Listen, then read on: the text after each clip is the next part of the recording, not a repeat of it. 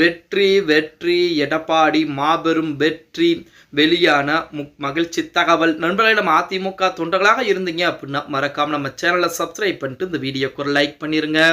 இந்திய அண்ணா திராவிட முன்னேற்ற கழகம் என்பது மிகப்பெரிய கடல் போன்ற ஒரு இயக்கம். அந்த இயக்கத்தை அழிக்க நினைத்தார்கள், அழிந்து போய் கடைசியிலே திமுகவில் தான் இணைவார்கள் அப்படிங்கிறதுக்கு உதாரணமாக நமது ஓபிஎஸ் அவர்கள் இருந்து விட்டார். நேற்று தினம் ஓபிஎஸ் திமுகவிலே இணைந்திருந்தார். அதற்கு முன்னதாக அதிமுகவிற்கு துரோகம் செய்தவர் நமது ஓபிஎஸ் அப்படின்னு சொல்லக்கூடிய வகையில் தான் அதற்கு நிரூபணமாக கூடிய வகையில் நமது ஓபிஎஸ் திமுகவின் காலிலே விழுந்து விட்டார்.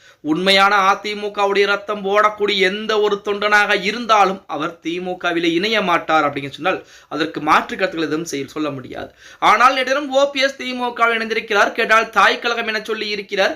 அதே போல இதற்கு முன்னதாக, அதாவது நேற்று தினத்துக்கு முன்னதாக ஜெயலலிதா அம்மையாரையும் எம்ஜிஆரையும் தெய்வமாக வணங்கிய அந்த இரண்டு கைகள் இப்பொழுது ஸ்டாலினையும் அதே போல கலைஞர் கருணாநிதியும் தெய்வமாக வணங்கி கொண்டிருக்கிறது. திடீரென இந்த மாற்றம் என்பது ஏற்பட்டிருக்கிறது என்று சொன்னால் அதற்கு பின்னால் ஏகப்பட்ட விஷயங்கள் என்பது இருக்கிறது. ஆகமத்தில் ஓபிஎஸ்க்கு துரோகி என பட்டம் கொடுத்து விட்டது நமது அதிமுக. அது உண்மைதான் என்று சொல்ல வேண்டும்.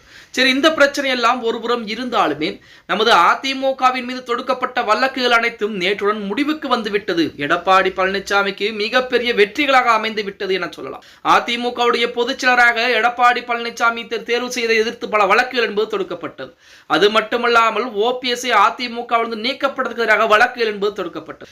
இரட்டை இலை சின்னம் எங்களுக்குத்தான் வேண்டும், நாங்கள் தான் உண்மையான அதிமுக தொண்டர்கள் என தேர்தல் ஆணையம் வரைக்குமே வழக்குகள் என்பது தொடுக்கப்பட்டது. இத்தனை வழக்குகளையும் நமது எடப்பாடி பழனிசாமி சமாளித்துக் கொண்டுதான் இருந்தார்.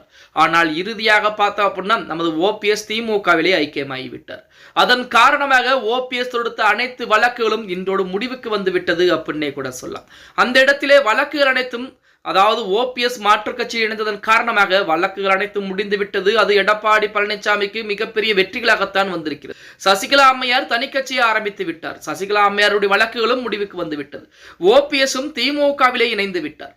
ஓபிஎஸ் திமுகவில் இணைந்ததன் காரணமாக ஓபிஎஸ் மூலமாக தொடுக்கப்பட்ட அத்தனை வழக்குகளும் நேற்றோடு முடிவுக்கு வந்திருப்பது எடப்பாடி பழனிசாமி அவர்களுக்கு மிகப்பெரிய மகிழ்ச்சிகளை ஏற்படுத்தி இருக்கிறது அப்படின்னே கூட சொல்லலாம். ஒரு புறத்திலே அதிமுக தொண்டர்கள் புறம் ஓபிஎஸ் திமுக இணைந்தது மிக நல்ல விஷயம் என்று சொல்லிக் கொண்டிருக்கிறார். ஏனென்றால் இனி வெளியே இருந்து கொண்டு அதிமுகவிற்கு குடைச்சல் கொடுத்திருப்பதை விட அவர் திமுகவின் பக்கம் போய் அடிமையாக வாழ்வதே மிக சிறப்பான விஷயம் என்று நமது அதிமுக தொண்டர்கள் அனைவரும் சொல்லிக்கிட்டு தான் இருக்கிறாங்க.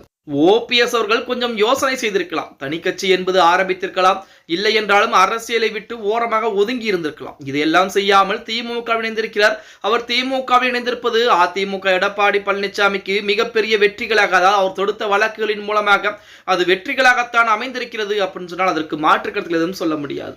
ஓகே கைஸ், வீடியோ பிடிச்சிருந்தா மறக்காம லைக் பண்ணிருங்க. அப்படி நம்ம போடக்கூடிய வீடியோ பத்தின கருத்துக்களை கீழே மறக்காம கமெண்ட் பாக்ஸ்ல பதிவு நண்பா.